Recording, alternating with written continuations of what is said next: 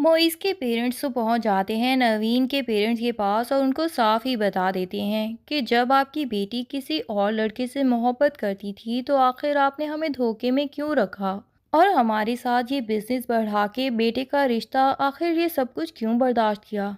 और तो और उन पे ये इल्ज़ाम भी लगा देते हैं कि आप तो हमारे बेटे की ज़िंदगी ही तबाह बर्बाद करने चले थे। लेकिन शुक्र है कि आपकी बेटी ने खुद ही हमारे बेटे को सच्चाई बता दी और बता दिया कि वो किसी और से मोहब्बत करती है और उसी से शादी करना चाहती है। मोइज़ के साथ शादी सिर्फ और सिर्फ उसके पेरेंट्स की वजह से ही कर रही थी और यहाँ तक कि उसने तो मोइज़ को ये इल्तिजा कर दी थी कि इल्ज़ाम अपने सर पे ले लेना और खुद ही शादी से इनकार कर देना। पता नहीं कैसी तरबियत की है आप लोगों ने अपनी बेटी की। नवीन ये बातें सुन लेती है तो वो भी फौरन आ जाती है और साफ मुकर जाती है और कह देती है कि इनका बेटा बिल्कुल झूठ बोल रहा है और मुझ पे झूठा इल्ज़ाम लगा रहा है। सच्चाई तो ये है कि वो खुद किसी और से मोहब्बत करता है। ये देखें, ये उनकी होटल में खाना एक साथ खाते हुए तस्वीर मैंने बना ली थी। दरअसल तो मुइज़ खुद ही शादी करना नहीं चाहता क्योंकि वो किसी और से मोहब्बत करता है, पर अल्लाह जाने कि क्यों वो इल्ज़ाम मुझ पे लगा रहा है। मुइज़ के पेरेंट्स वहाँ से उठ के आ जाते हैं और घर आके मुइज़ को ही सुनाते हैं और उससे पूछते हैं कि आखिर कौन लड़की थी जिसके साथ तुम होटल में बैठे खाना खा रहे थे। मुइज़ भी पेरेंट्स को सब बता देता है कि ये तो मेरी कॉलेज की एक फ्रेंड थी और इसी ने ही तो मुझे सच्चाई बताई थी कि नवीन किसी और लड़के को पसंद करती है। मैं सिर्फ उसको थैंक यू बोलने के लिए उसको डिनर पे इनवाइट कर लिया था। अम्मी तो इसको ऑलरेडी जानती हैं, उन्होंने आखिर इसको वेडिंग के लिए भी बुलाया होगा और अम्मी ने ही मुझे भेजा था उससे डेकोरेशन के बारे में डिस्कस करने के लिए उसके पास। तो मुझे पता चला कि वो मेरी कॉलेज की पुरानी कोलीग है और उसने नवीन के मुंह से ये सारी बातें सुनी थी, इसीलिए उसने मुझे बता दी ताकि मैं बिला वजह किसी लड़की की ज़िंदगी तबाह ना कर दूं। फिर मैंने नवीन को होटल में बुला के उससे कंफर्म भी किया था, तभी उसने मुझे सारी की सारी बातें बता दी थी कि वो किसी और से मोहब्बत करती है। मैं आखिर आप लोगों से झूठ क्यों बोलूँगा। तो मोइज़ की वालदा बताती हैं कि उस लड़की ने तो शायद अपने पेरेंट्स के डर से सारा का सारा इल्ज़ाम ही तुम पे लगा दिया है। मोइज़ को बड़ा गुस्सा आता है और वो कहता है कि मैं अभी नवीन को कॉल करता हूँ। फिर वो नवीन को कॉल करके कहता है कि तुमने खुद के सर से इल्ज़ाम हटाने के लिए आखिर किसी और इनोसेंट लड़की के ऊपर इल्ज़ाम क्यों लगा दिया, ये कितनी गलत हरकत की है तुमने। लेकिन नवीन भी आगे से कह देती है कि भाई इसमें क्या गलत है, तुम्हारे पेरेंट्स ने आके मुझ पे इल्ज़ाम लगाया जबकि मैंने तुम्हें रिक्वेस्ट की थी कि मेरा नाम लेके ना आना। अब अगर मुझे पे इल्ज़ाम लगता तो मेरे पेरेंट्स मेरे साथ कितना सख्त रवैया करते, क्या तुम सोच भी सकते हो। और फिर उन्होंने ज़बरदस्ती मेरी तुम्हारे साथ ही शादी भी करवा देनी थी। तभी मुझे कुछ और नहीं सूझा तो तुम्हें और किरण को मैंने होटल में खाना खाते हुए देखा था, तभी तुम्हारी फ़ोटोज़ बना ली थी। वही मैंने अपने पेरेंट्स को दिखा दी और यही बहाना बना दिया। मोइज़ उसे कह देता है कि कितनी गलत हरकत की है तुमने। तो नवीन भी कह देती है कि आखिर आप उस लड़की के साथ होटल में खाना तो खा ही रहे थे ना कोई तो चक्कर होगा ही ना आपका। इधर मोइज़ के पेरेंट्स भी जब ये बातें सुन लेते हैं तो वो कहते हैं कि शुक्र है इससे रिश्ता ख़त्म हो गया। इतनी चालाक और धोखेबाज लड़की है, शुक्र है ये हमारी बहू नहीं बनी, वरना हमें तो नाको चने चबवा देती।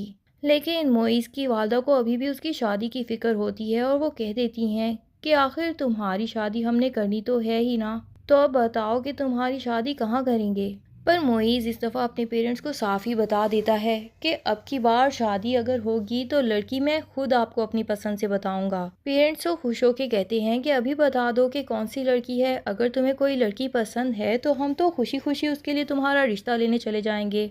लेकिन मोइज़ कहता है कि नहीं, फ़िलहाल नहीं, सही वक्त आने पे मैं आपको खुद ही उस लड़की के घर ले जाऊंगा। अभी तो वो खुद भी नहीं जानती कि मैं उससे शादी करना चाहता हूँ। पहले उस लड़की से पूछूंगा कि क्या वो मुझ में इंटरेस्टेड भी है, अगर वो हुई तो फिर ही हम बात आगे बढ़ाएंगे, वरना आप जहाँ पे भी मेरा रिश्ता करेंगे मुझे मंजूर होगा। इधर किरण जो कि बहुत ज़्यादा स्ट्रांग तो हो चुकी है, उसका बिजनेस भी बहुत इस्टेब्लिश्ड हो चुका है, लेकिन उसके बाप ने उसे अभी तक भी फुली इंडिपेंडेंट होने का मौका नहीं दिया और हर वक्त उस पर शादी की पाबंदी लगा के रखना चाहते हैं। किरण की वालदा को जब पता चलता है कि उसके भाई ने जो घर उसके नाम लगाने के लिए कहा था, धोखे से उसका हस्बैंड अपने नाम लगवा चुका है, तो वो तो रात को बेडरूम से बाहर जाके अपना तकिया ले जाती हैं और बाहर सोने की कोशिश करती हैं। यहाँ पे किरण के वालिद उनको कहते हैं कि क्यों मेरी बेटियों के सामने ये शो करवाना चाहती हो कि मैं बहुत धोखेबाज इंसान हूँ, मेरा इमेज उनके सामने ख़राब करना चाहती हो। تو کرن کی والدہ بھی کہہ دیتی ہیں کہ انسان اپنا امیج خود ہی بناتا ہے اور خود ہی بگاڑتا ہے، میں آپ کے امیج کے لیے کچھ نہیں کر سکتی۔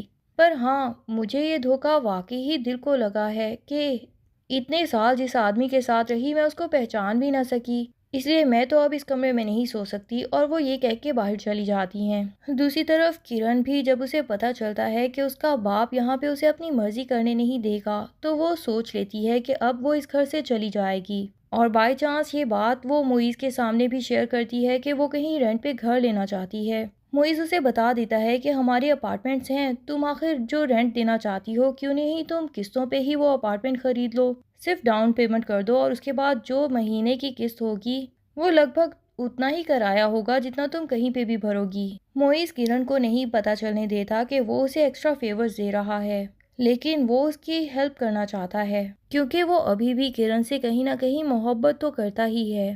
معیز کے والد کو جب پتہ چل جاتا ہے کہ معیز نے کسی لڑکی کو رینٹ پہ گھر دیا ہے جو کہ کچھ قسطوں کے بعد اس کا اپنا ہی ہو جائے گا، اور دفتر کے لیے بھی پراپرٹی دی ہے، تو انہیں تو پہلے ہی شک ہوتا ہے، اور وہ اپنی بیوی سے یہ شک ظاہر بھی کر دیتے ہیں اور کہتے ہیں کہ یہ لڑکی معیز کی صرف دوست نہیں ہو سکتی، یقیناً معیز اس کے لیے دل میں کوئی فیلنگز بھی رکھتا ہے۔ معیز اسے بہت ہی ایکسٹرا فیورز دے رہا ہے، اس کے نام گھر بھی لگوا دیا اور قسطوں میں اس سے پیسے لے رہا ہے، لیکن معیز کی والدہ کہتی ہیں کہ اگر ایسی کوئی بات ہوتی تو وہ ہمیں لازمی بتا دیتا، اور پھر یہ لڑکی تو ایک بیٹے کی والدہ ہے، اس کی دوست ہے۔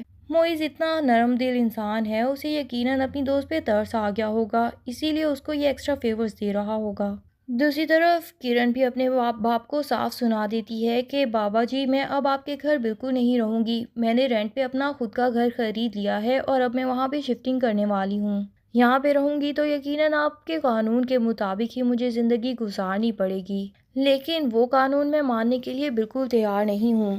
میں اپنے بیٹے کو کسی کے بھی حوالے کرنا نہیں چاہتی اور نہ ہی اسے چھوڑ کے دوسری شادی کرنا چاہتی ہوں۔ اگر مجھے شادی میں کامیابی ملنی ہوتی تو یقیناً پہلی شادی میں ہی مل جاتی، جسے میں نے جوڑنے کے لیے پوری کوششیں کر رکھی تھیں، لیکن وہ ناکام ہی ہوئی نا، تو اس کا مطلب ہے کہ میرے نصیب میں شادی کی خوشیاں دیکھنا لکھا ہی نہیں ہے۔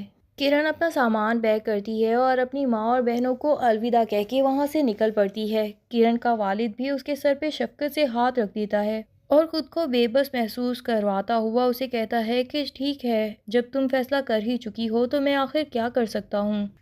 کرن جب اپنے گھر میں جائے گی تو یقیناً وہاں بہت خوش رہے گی، اور جب اس کی والدہ وہاں پہ آ کے اسے دیکھے گی تو اسے بھی بہت خوشی ہوگی کہ کرن نے بہت اچھے وقت پہ صحیح فیصلہ لیا۔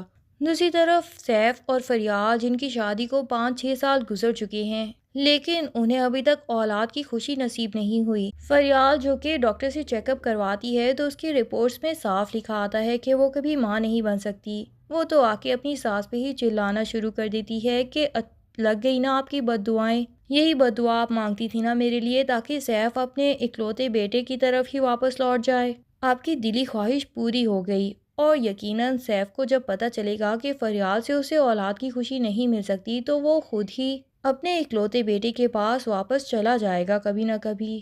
پر کیا کرن اب واپس سیف کی زندگی میں آنا چاہے گی یا پھر معیز کا ہاتھ تھام کے آگے بڑھ جائے گی؟ یہ سب جاننے کے لیے ڈرامے کے اگلے ایپیسوڈ کا انتظار کیجیے۔ تب تک کے لیے اللہ حافظ۔ ویڈیو پسند آئے تو لائک اینڈ کمنٹ ضرور کر دیں اور چینل کو سبسکرائب کرنا نہ بھولیے۔ Thank you.